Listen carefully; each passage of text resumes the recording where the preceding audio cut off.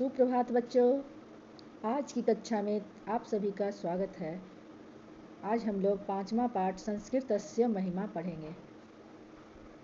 संस्कृतस्य महिमा का अर्थ होता है संस्कृत की महिमा। इस पाठ में गुरु और शिष्य के बीच में संवाद है। यह बहुत ही रोचक संवाद है। गुरु और शिष्य वार्तालाप करते हैं। आइए हम लोग पाठ की तरफ बढ़ते हैं। गुरु शिष्य मध्य संस्कृतकक्षायां संस्कृतभाषायाः महत्त्वविषये रोचकः संवादः पाठेऽस्मिन् वर्तते। गुरु शिष्य मध्य का मतलब हुआ गुरु और शिष्य के बीच में। गुरु और शिष्य के बीच में संस्कृत कक्षा में, गुरु और शिष्य के बीच संस्कृत की कक्षा में संस्कृत भाषा का महत्व, संस्कृत भाषायाः महत्व, संस्कृत भाषा का महत्व इस विषय में रोचक संवाद इस पाठ में है। अनेन संवादेन छात्राणां ज्ञानवृद्धि जिज्ञासा च प्रवर्तते। अनेन संवादेन, अनेन और संवादेन, यहाँ तृतीय विभक्ति है। इस संवाद से छात्रों की ज्ञान वृद्धि, छात्राणाम ज्ञान वृद्धि, छात्रों की ज्ञान वृद्धि च और जिज्ञासा च प्रवर्तते, और जिज्ञासा उत्पन्न होती है। किससे? इस संवाद के माध्यम से। इस संवाद के माध्यम से छात्रों में ज्ञान वृद्धि होती है और जिज्ञासा उत्पन्न होता है। जिज्ञासा का मतलब क्या होता है बच्चों? जिज्ञासा का मतलब होता है किसी भी विषय के बारे में जानने की इच्छा। किसी विषय के बारे में जानने की इच्छा, उसे पूरी तरह से जानने की इच्छा। संस्कृतस्य व्यापकत्वं शब्दरचना शक्तिम अन्युम उपयोगम च दर्शयति पाठो अयम। संस्कृतस्य यानी संस्कृत का व्यापकत्वम शब्द रचना शक्ति, व्यापक शब्द रचना शक्ति और अन्य उपयोग इस पाठ में दिखाया गया है। किसका? संस्कृत का व्यापक शब्द रचना शक्ति और दूसरा उपयोग इस पाठ में दिखाया गया है। अब यह पाठ आरंभ होता है। ये तो इस पाठ के बारे में था कि इस पाठ में क्या है। चलिए हम लोग आगे चलते हैं। संस्कृत शिक्षकः कक्षां प्रविशति। संस्कृत शिक्षक कक्षा में प्रवेश करते हैं। छात्राः स्वस्थानादुत्थाय अभिवादनं कुर्वन्ति। छात्र जो है स्वस्थ रूप से उठकर अभिवादन करते हैं, यानी पूरी तरह से खड़ा होकर अभिवादन करते हैं। अभिवादन का मतलब बच्चों गुड मॉर्निंग करना, सुप्रभातम करना या सुप्रभात। संस्कृत शिक्षक कक्षा में प्रवेश करते हैं। छात्र क्या करते हैं? उठकर, अपने स्थान से उठकर, स्वस्थान उत्थाय, स्व मतलब अपने, स्थान मतलब स्थान से उठकर अभिवादन करते हैं। शिक्षकः उपविशन्तु सर्वे। शिक्षक कहते हैं उपविशन्तु सर्वे, सभी बैठ जाओ।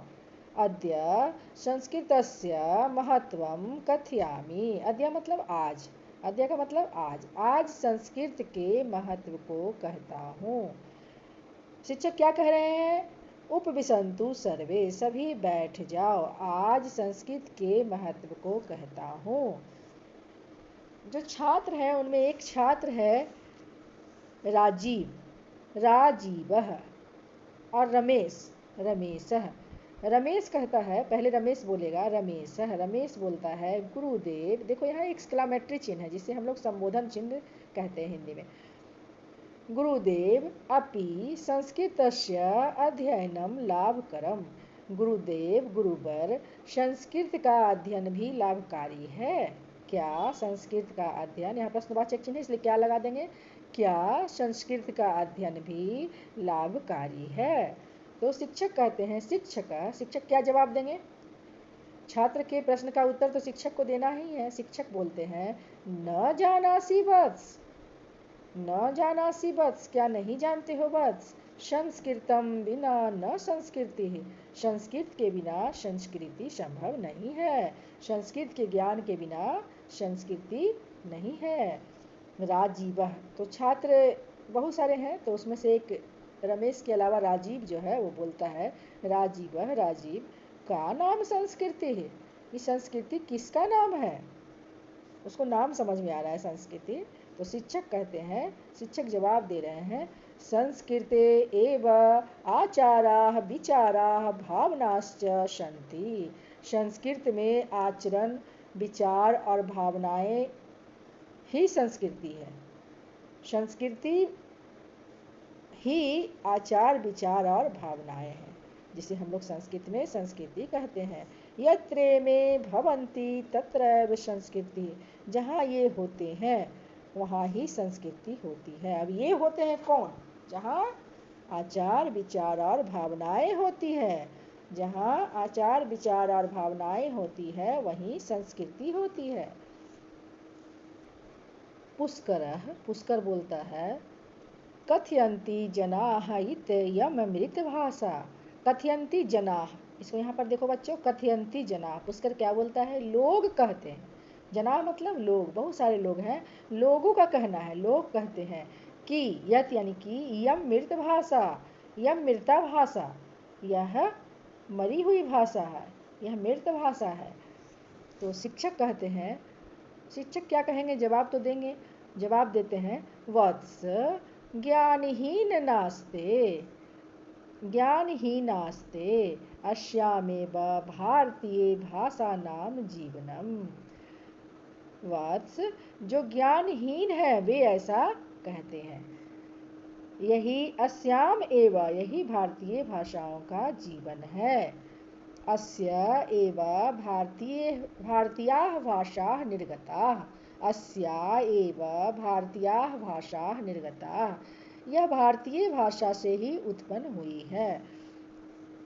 एतदर्थं सभाषानां जननी कथ्यते। यह सभी भाषाओं की जननी है। कौन? संस्कृत। यह सभी भाषाओं की जननी है। नेयम मृता भाषा, यह मृत भाषा नहीं है। नियम को तोड़ेंगे तो क्या होगा? न जोड़ यम, यह मृत भाषा नहीं है। अपितु अजरा अमरा चेती, च जोड़िति, और यह अजर और अमर भाषा है। यह कैसी भाषा है? अजरा है और अमरा है, अजर और अमर भाषा है। अद्यापि सा जीवति, और आज भी यह भाषा जीवित है। तो रमेश पूछता है, रमेशः अस्याम एव भारतीय भाषानां जीवनम। यह भारतीय भाषाओं का जीवन है। शिक्षक, अथ किम, और क्या? सर्वाः भारतीय भाषाः संस्कृत भाषायाः ऋणम धारयन्ति। सभी भारतीय भाषाएं, जितने भी भारतीय भाषाएं हैं वह संस्कृत भाषा के ऋण को धारण करती है। अत्रैव प्राचीनम वेदादिशास्त्रम रचितम। इसी भाषा में प्राचीन वेदादि जो शास्त्र हैं उनकी रचना हुई है। किस भाषा में? संस्कृत भाषा में। तो बहुत सारे बच्चे हैं, उसमें एक कमाल नाम का भी बच्चा है जो बोलता है, कमालः शब्द ज्ञानाय संस्कृत कोशो अपि वर्तते किम। शब्द के ज्ञान के लिए, शब्द ज्ञानाय, शब्द को जानने के लिए संस्कृत कोश भी है क्या? मतलब संस्कृत कोश का मतलब डिक्शनरी, जो हम लोग अंग्रेजी में बोलते हैं, हिंदी में उसे कोश बोला जाता है। संस्कृत कोश भी है क्या संस्कृत भाषा में? तो आगे शिक्षक जवाब देंगे, आम आम, आम का मतलब यहाँ हाँ होता है, हाँ हाँ, प्राचीनाः नवीनाश्च अनेके संस्कृत कोशाः सन्ति। पुराने और नए अनेक संस्कृत कोश हैं। पुराने और नए का मतलब हुआ कि कुछ प्राचीन काल में लिखा गया था और कुछ नए आधुनिक युग में लिखा गया है। तो प्राचीन और नवीकरण किया हुआ नया अनेक संस्कृत कोश हैं, मतलब बहुत सारी डिक्शनरियाँ हैं जो लिखे गए हैं। शब्द रचना विधिरपि व्याकरणे वर्तते। उसमें शब्द रचना की विधि भी व्याकरण में है। तेन लक्ष्यशः शब्दाः निर्मीयन्ते। उससे शब्द का निर्माण होता है, उसका लक्ष्य है शब्द निर्माण करना। अन्यासु भाषासु प्रदीयन्ते, और अन्य भाषाएं भी उससे उत्पन्न होती है। पुष्कर बोलता है, पुष्कर नाम का भी विद्यार्थी है, अस्याः व्याकरणम अपूर्वतर्हि। यह व्याकरण अपूर्व है तब तो। शिक्षक जवाब देते हैं, शिक्षक क्या बोलते हैं? शिक्षकः अत्र पाणिनि श्रेष्ठ वैयाकरण आसीत। अब देखिए व्याकरण की बात आ गई तो पाणिनि की चर्चा हो गई। व्याकरण के रचयिता जो है पाणिनि है, तो कह रहा है अत्र मतलब यहाँ पाणिनि श्रेष्ठ वैयाकरण थे। तत्सदृशः न कुत्रापि वैयाकरणो जातः, उनके समान, तत्सदृशः मतलब उनके समान, न मतलब नहीं, कुत्रापि कोई भी वैयाकरण उत्पन्न नहीं हुए। व्याकरण और वैयाकरण दोनों में अंतर है बच्चों। व्याकरण जो किताब लिखा हुआ है वो है, और वैयाकरण का मतलब होता है लिखने वाले। तो कह रहा उनके समान कोई भी वैयाकरण उत्पन्न नहीं हुए। तो लतिका नाम की एक छात्रा है, वो बोलती है, लतिका किम पाणिनि समानः कुत्रापि वैयाकरणो नास्ति। किम यानी क्या, पाणिनि के समान कुत्रापि यानी कोई भी वैयाकरण नहीं है। तो शिक्षक बोलते हैं, शिक्षक जवाब देते हैं, आम हाँ, अश्योत्तरम सर्वत्र मौनम अस्ति। इसके उत्तर में सभी मौन हो जाते हैं, सभी आश्चर्यचकित होकर मौन हो जाते हैं कि मतलब इनके समान कोई भी वैयाकरण मतलब व्याकरण के रचयिता इनके समान नहीं है, इनके समान विद्वान नहीं है। तो रमा एक छात्रा है, पहले लतिका थी अब रमा आई है। रमा बोलती है, गुरुदेव मम पिता कथयति यत् संगणके कंप्यूटर यंत्रे अपि संस्कृतम सहायकम भवति। हे गुरुदेव, मेरे पिता कहते हैं, मम पिता कथयति मेरे पिता कहते हैं, यत यानी कि क्या कहते हैं, संगणके, संगणके कंप्यूटर यंत्र को कहा जाता है, संगणके यानी कंप्यूटर यंत्र में भी संस्कृत सहायक होता है। कंप्यूटर यंत्र में भी संगणक में भी संस्कृत सहायक होता है। शिक्षक जवाब देते हैं, सत्यम वदति ते पिता, सत्य बोलते हैं तुम्हारे पिता। अपिच और भी योग शास्त्रे पतंजलि कृत योग दर्शनम अपि अपूर्वम, कंप्यूटर के अलावे योग शास्त्र पतंजलि का लिखा हुआ योग शास्त्र। योग शास्त्र यहाँ पर एक नंबर का क्वेश्चन ये भी हो गया कि योग शास्त्र के रचयिता कौन है, तो महर्षि पतंजलि हैं। योग दर्शनम अपि, महर्षि पतंजलि का योग शास्त्र योग दर्शन भी अपूर्व है। महर्षि पतंजलि प्राचीन समय के एक लेखक है। आज के समय के पतंजलि जो सामान बिक्री होता है और जो नाम है वो नहीं, उन्हीं के नाम पर लोग रख लिए हैं पतंजलि। तो पतंजलि महर्षि पतंजलि बहुत प्राचीन समय में थे और उन्होंने योग दर्शन पुस्तक लिखा था, जिसे मैं, उस पुस्तक को मैं भी पढ़ चुकी हूँ, वो बहुत ही अच्छी किताब है। तो याद रखिएगा कि पतंजलि का योग शास्त्र है, योग दर्शन है। कमाल नाम का एक विद्यार्थी है, वो बोलता है, पूज्यवर, गुरु को बोलता है, पूज्यवर श्रूयते यत संस्कृते क्रिया रूपानी असंख्यानी सन्ति। पूज्यवर सुना जाता है कि, यानी बहुत जगह सुने हैं हम कि संस्कृत में क्रिया रूप भी असंख्य है, जिनकी संख्या सीमित नहीं है, बहुत अधिक है। तो शिक्षक बोलते हैं, सत्यम एतत्, शिक्षक सत्यम एतत्, सत्य ही है, धातवः एव द्विसहस्राधिक, धातु ही 2000 से अधिक है। द्विसहस्राधिक का मतलब 2000 से अधिक, धातु ही 2000 से अधिक है। तेषां 10 लकारेषु नाना रूपानी भवन्ति। यहाँ पर एक नंबर का क्वेश्चन है, हम ध्यान दीजिएगा, धातु कितने हैं, 2000 से अधिक, और लकार कितने हैं, 10। कितने लकार हैं, 10। तेषां 10 लकारेषु नाना रूपानी भवन्ति, उनमें से जो 10 लकार हैं और वो 2000 से अधिक धातु हैं, तो उन धातुओं के 10 लकार में जब हम रूप बनाएंगे तो अनेक रूप होते हैं।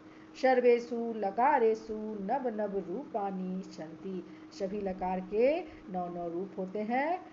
धातवे अपि, पुष्कर बोलता है, धातवे अपि त्रिधा भवन्ति इति भवान उक्तवान, धातु भी 3 होते हैं, यह कहा गया है।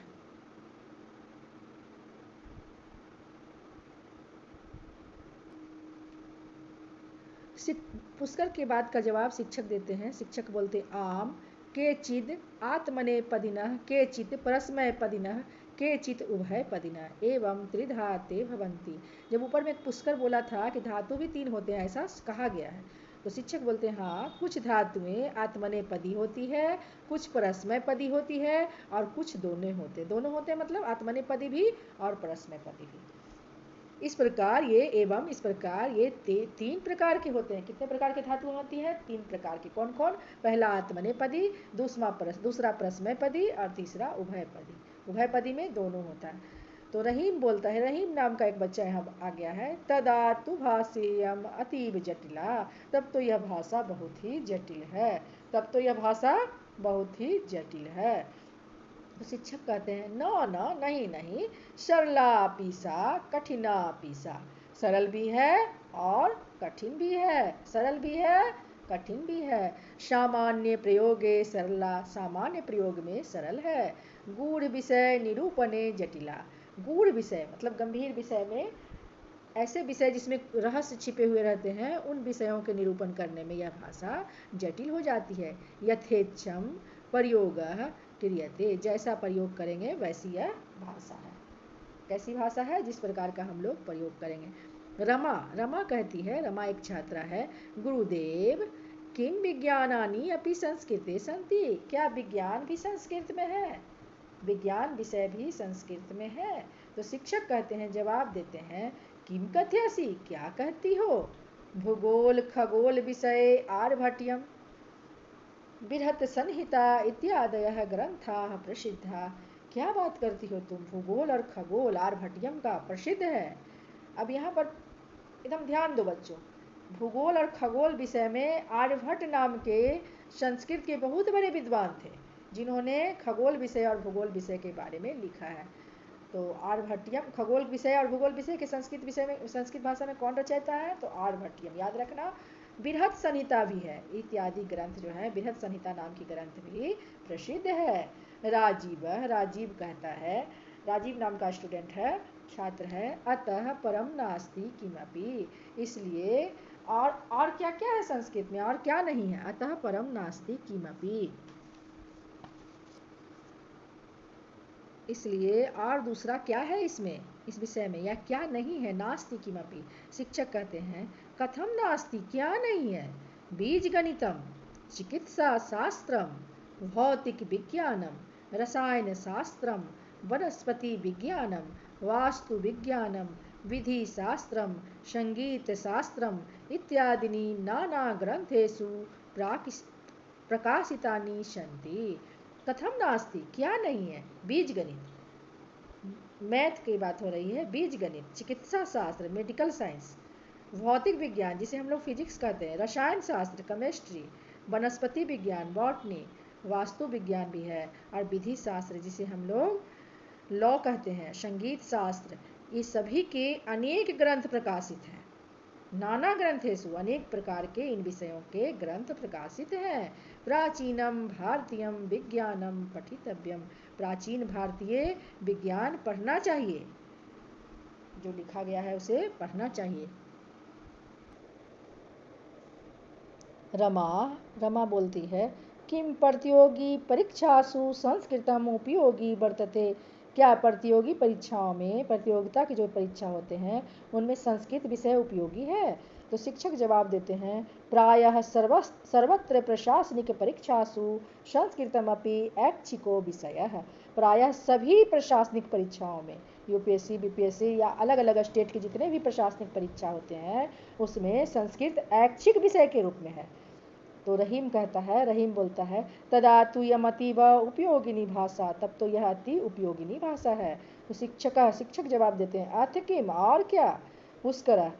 पुष्कर बोलता है, तर्हि नूनमेव सर्वैरस्माभिः मनोयोगेन संस्कृतम पठनीयम। तर्हि यानी तब तो हम सभी को निश्चय ही मनोयोग से, मन लगाकर संस्कृत भाषा को पठनीयम यानी पढ़ना चाहिए। पठनीयम में अनियर प्रत्यय है। कौन प्रत्यय है? अनियर प्रत्यय है। धन्ययम भाषा, धन्य है यह भाषा धन्य है। संस्कृत पाठ में यह जो वार्तालाप का पाठ था, जिसमें शिक्षक और कुछ छात्र भाग लेते हैं, क्लास में जो भी जितने भी छात्र होते हैं उसमें रमा, रहीम, पुष्कर, राजीव, बहुत सारे छात्र थे, लतिका, सबने संस्कृत विषय के बारे में जाना और उनके माध्यम से हम लोग भी जाने। तो हम लोग को इस पाठ से क्या शिक्षा मिलेगी? संस्कृत भाषा पढ़नी चाहिए। संस्कृत भाषा बहुत ही अच्छी भाषा है जिससे सभी भाषाओं की उत्पत्ति हुई है, और संस्कृत भाषा में सभी भाषा है और सभी विषय भी समाहित है। योग दर्शन भी संस्कृत भाषा में है, जहाँ हम बीज गणित, रेखा गणित ये सब पढ़ते हैं, मैथ, वो भी संस्कृत भाषा में है, और सभी शास्त्र विज्ञान के संस्कृत भाषा में लिखे गए हैं। और जितने भी हमारे वैज्ञानिक होते हैं वो संस्कृत भाषा, पुराने जो काव्य वगैरह हैं, जितने भी पुराने संस्कृत के पुस्तक लिखी गई है उसको ज़रूर पढ़ते हैं, क्योंकि उससे वे लोग रिसर्च करते हैं, खोजते हैं कि क्या हमारे भविष्य में छिपा हुआ है, क्या इस भाषा में हमारे लिए है। इसलिए इस भाषा को पढ़ना चाहिए। और जहाँ तक प्रतियोगिता परीक्षाओं की बात है तो उसमें एक वैकल्पिक विषय के रूप में संस्कृत भाषा है, जिसमें बहुत अच्छे नंबर आते हैं, और इस भाषा के माध्यम से प्रतियोगी परीक्षाएं भी निकल जाती है। और कंप्यूटर में भी यही एक भाषा है जिसमें एक शब्द के बहुत सारे शब्द हैं, अनेक शब्द हैं। इसलिए संस्कृत भाषा पढ़ना चाहिए, हम लोगों को मन लगा कर पढ़नी चाहिए और अपनी संस्कृति की रक्षा करनी चाहिए। धन्यवाद बच्चों। अब हम लोग अगले पाठ में मिलेंगे।